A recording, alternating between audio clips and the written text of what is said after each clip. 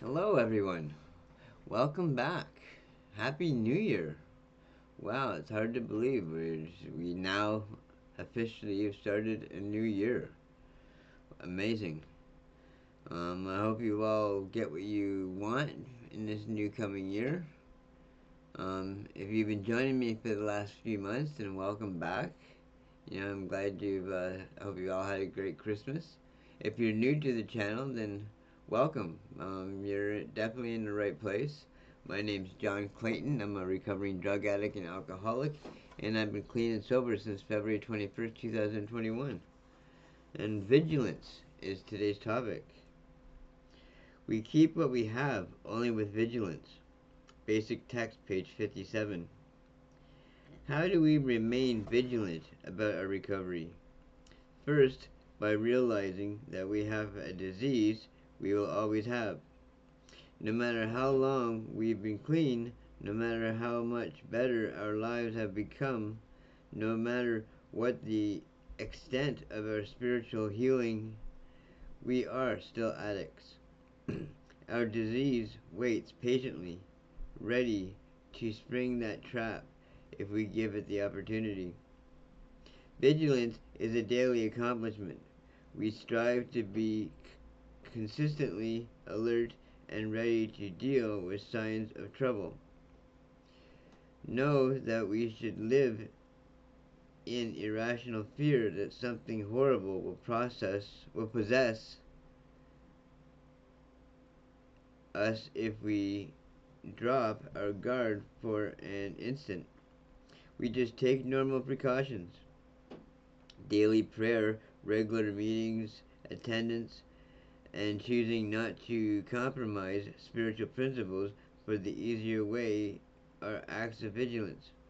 We take inventory as necessary, share with others whenever we are asked, and carefully nurture our recovery. Above all, we stay aware. We have a daily reprieve from our addiction as long as we remain vigilant. Each day, we carry the principles of recovery into all that we do, and each night, we thank our higher power for another day clean. Just for today, I will be vigilant, doing everything necessary to guard my recovery. Amen to that.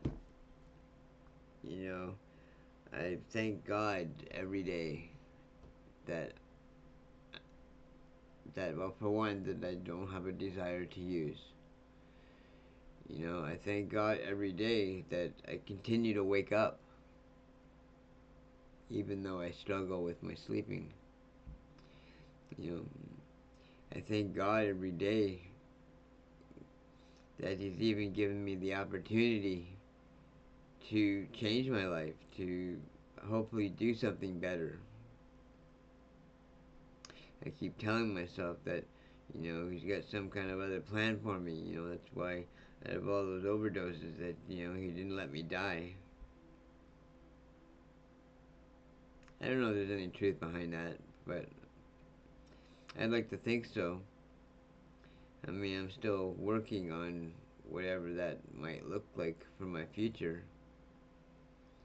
You know, I just know that when the time comes,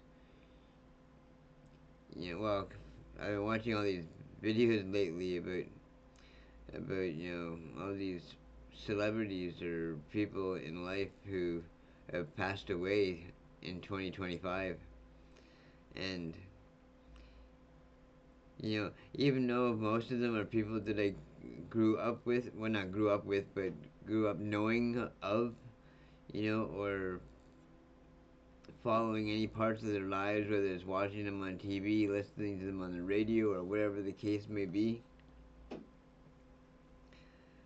But oh my God, it's amazing how emotional it actually is. Thinking of all these people who I grew up with who died this year, and I'm only 53. I'll be 54 in April, in 4 months. Anyway, It's something that I seem to be thinking about more and more. Probably because of not having any family left, or yeah, nobody who I don't know. I don't know what I'm saying. Um, Thank you for joining me today. I hope you all have a wonderful year. Happy New Year to every single one of you. I hope if any of you do make resolutions this year, I hope you all achieve every one of them. And if nobody's told you today that they love you, well, I love you, and I'll see you again tomorrow. Okay then. Bye for now.